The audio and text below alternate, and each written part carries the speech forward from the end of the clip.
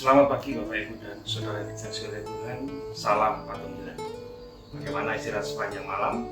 Semoga dapat dinikmati dengan baik istirahat. Dan pagi ini kita akan melanjutkan aktivitas keseharian kita. Pada Sapa Pagi hari ini kita akan dibimbing oleh sebuah tema hidup benar di dalam terang firman. Hidup benar di dalam terang firman. Sebagai dasar dari Yohanes 1 ayat 9 sampai dengan 12 saya bacakan demikian. Terang yang sesungguhnya yang menerangi setiap orang sedang datang ke dalam dunia. Ia telah ada di dalam dunia dan dunia dijadikan olehnya, tetapi dunia tidak mengenalnya. Ia datang kepada milik kepunyaannya, tetapi orang-orang kepunyaannya itu tidak menerimanya.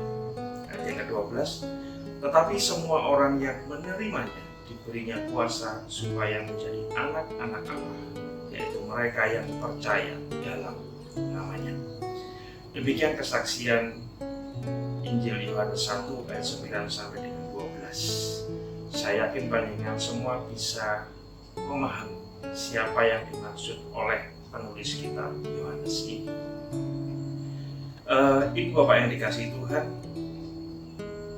dalam kehidupan keseharian kita mengenal dan pasti tahu bunga mawar. Setangkai bunga mawar sering dipakai untuk melambangkan sebuah ungkapan kasih oleh seseorang kepada orang lain dan sebuah perlambang yang warnanya juga sangat disukai, aromanya juga sangat disukai orang. Sebuah keindahan bunga yang diakui banyak orang ini, tetapi juga tidak sedikit orang yang tidak terlalu suka dengan bunga mawar. Mungkin yang tidak suka tanaman, tapi banyak orang yang kadang-kadang tidak suka dengan durinya, karena kadang-kadang bisa melukai tangan ketika kita memegangnya. Adalah seorang Khalil Gibran, seorang penyair, seorang penulis yang cukup terkenal, yang lahir di Lebanon dan besar dan menghabiskan banyak waktunya di Amerika, yang menghasilkan sebuah banyak karya-karya besar yang sampai hari ini pun masih banyak dibaca oleh banyak orang. Salah satu ungkapan seorang Khalil Gibran demikian: orang-orang optimis melihat bunga mawar bukan durinya. Orang-orang optimis melihat bunga mawar bukan durinya. Orang-orang pesimis terpaku pada durinya dan melupakan mawarnya. Sebuah karya sastra menurut saya yang cukup indah, dan kalau kita menghayatinya mengandung makna yang sangat dalam. Bapak Ibu dan Saudara dikasihi oleh Tuhan, masing-masing orang, saya dan panjenengan mempunyai pandangan yang berbeda tentang kehidupan yang sedang kita jalani saat ini. Dan ketika menjalaninya juga banyak orang yang berpikir mempunyai konsep beraneka ragam dalam menjalankan kehidupan sehari-hari. Kadang kita melihat bahwa kehidupan ini penuh dengan pergumulan, penuh dengan masalah. Bahkan ada yang menderita kehidupan saya atau kehidupan orang lain. Kadang kita mengeluh, kok tidak ada habisnya permasalahan ini, tidak ada penyelesaian yang segera yang seperti yang kita inginkan atau yang kita inginkan. Tetapi juga ada orang yang menjalani kehidupan dengan sederhana. Mereka berprinsip mengalir sajalah kemana air kehidupan ini membawa kita, disitulah kita menjalaninya. Tidak sedikit juga orang-orang yang kemudian memandang kehidupan ini indah, kehidupan ini luar biasa, kehidupan ini penuh dengan sukacita, penuh warna, karena begitu banyak pengalaman yang sedang dijalani. Sekilas ketika kita merenungkan itu, tidak salah kemudian kalau seorang Khalil Gibran mengungkapkan semacam kalimat filsafat seperti yang saya sampaikan di depan. Orang-orang pesimis melihat atau terpaku pada durinya sehingga lupa mawarnya. Tapi orang-orang optimis melihat mawar bukan kepada dunia. Ibu bapak yang dikasihi Tuhan, secara sadar atau tidak, tentu kita menjalani kehidupan menuju sebuah titik-titik tertentu, atau sebagian kita mengungkapkan tujuan hidup masing-masing dari kita.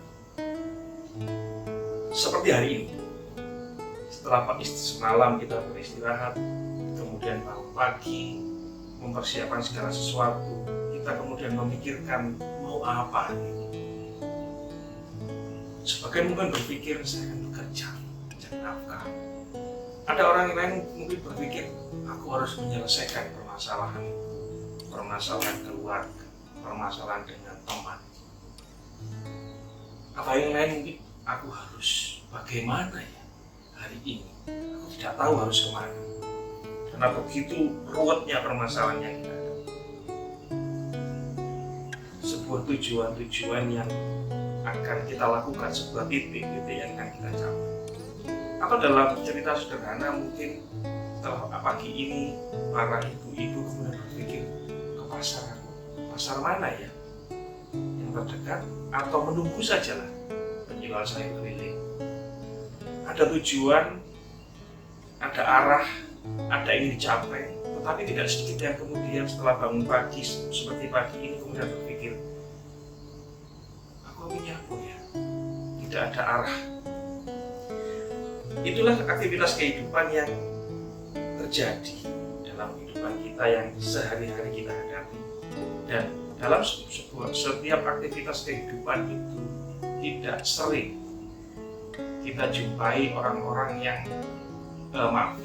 sering kita jumpai kemudian orang-orang yang mengalami hambatan, mengalami tantangan, menghadapi cobaan, menghadapi pergumulan yang kadang-kadang kita bertanya, atau saya dan banyak ibu yang bertanya, bagaimana menyelesaikan pergumulan ini? Kok gak mari-mari, kok tambah ruwet, dan sebagainya. Atau mungkin kita berpikir, apa sih yang salah sehingga saya mengalami ini? Apa yang kurang yang harus saya lakukan sehingga masalah yang saya hadapi dalam menjalani aktivitas kehidupan ini kok tidak seperti yang saya harapkan?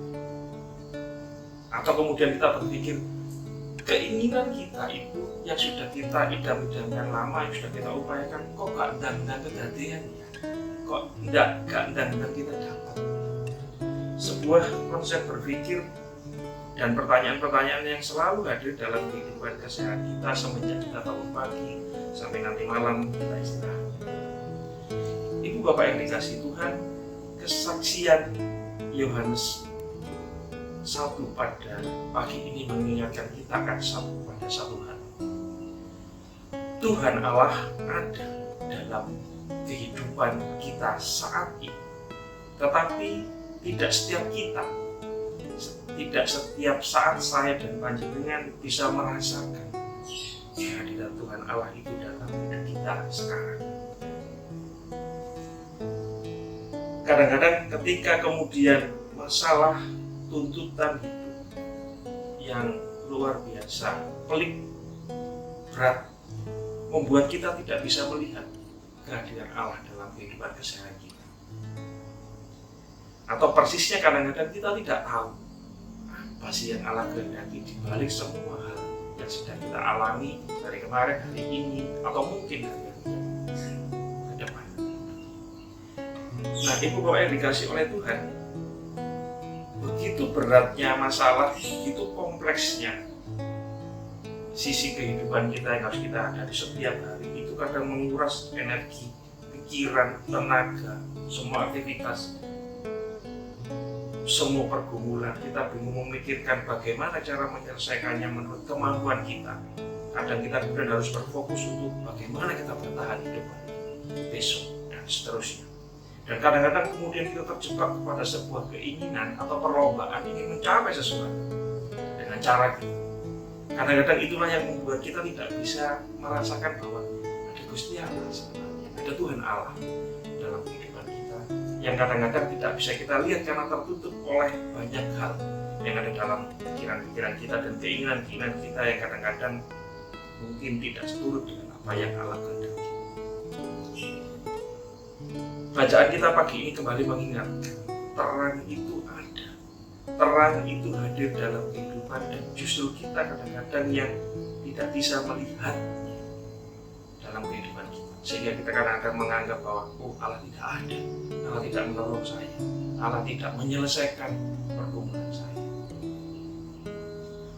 Bapak Ibu yang dikasihi Tuhan, pagi ini kita diingatkan dan berangkat dari apa yang disampaikan oleh Khalil Gibran, marilah kita mencoba untuk berpikir bahwa anak-anak Tuhan sebaiknya melihat kehidupan ini bukan hanya dari pergumulan yang dihadapi saja, bukan hanya dari penderitaan yang dihadapi saja, tetapi marilah kita melihat bahwa Tuhan mempercayakan kehidupan yang penuh warna kepada saya dan Pak. Ada sebuah lagu katanya, hidup ini adalah perbuatan. Hidup ini adalah perbuatan, dan hidup ini adalah soal mempercayakan sesuatu kepada sebuah kekuatan luar biasa yang kita tahu persis itu adalah terang Tuhan Allah. Bapak yang dikasihi oleh Tuhan, silakan panjenengan semua melihat keluar jendela rumah, dan kalau ada sinar matahari pagi yang pagi ini dianugerahkan Tuhan kepada kita, nikmatilah sebagai berkat untuk saya pribadi, untuk panjenengan pribadi, untuk keluarga, dan untuk semua orang. Kalau suatu saat ketika bangun pagi kita membuka jendela dan ternyata mendung atau ada awan yang sedang ada di sekitar kita, yang kemudian menutupi sinar matahari itu, percayalah di atas awan dan mendung itu tetap ada sinar matahari yang senantiasa bersinar terang, dan itulah Tuhan Allah dan kuasa. Amin. Mari kita berdoa. Tuhan Allah Bapa Surgawi, terima kasih istilahnya memberikan sepanjang malam. Pagi ini kami ingin melanjutkan aktivitas kami masing-masing. Kami ingin menyelesaikan masalah kami masing-masing. Kami yakin dan percaya Engkau mengasihi kami. Dan kesaksian Injil Yohanes pagi ini mengingatkan bahwa Engkau senantiasa ada bersama-sama dengan kami. Dan Engkau akan memberikan kuasa-Mu kepada orang-orang yang mempercayakan hidup dan kehidupannya kepadamu. Terima kasih ya Tuhan. Berkati segala sesuatu yang kami semua lakukan pagi ini. Berkati dengan berkat-Mu yang luar biasa. Kalau pagi ini sama seperti kehidupan kami selanjutnya, kami mungkin sedang lemah, kami sedang kurang percaya, Tuhan tolong berikan kekuatan kepada setiap kami. Dalam nama Tuhan kami Yesus Kristus, kami menyerahkan semuanya dalam tangan-Mu dan mempercayakan kepada-Mu. Amin. Bapak, Ibu, dan Saudara yang dikasihi dalam Tuhan, selamat menjalani aktivitas hari ini, menyelesaikan segala pergumulan bersama-sama dengan Sang Terang yang sudah hadir dalam hidup saya dan panjenengan. Selamat beraktivitas, Gusti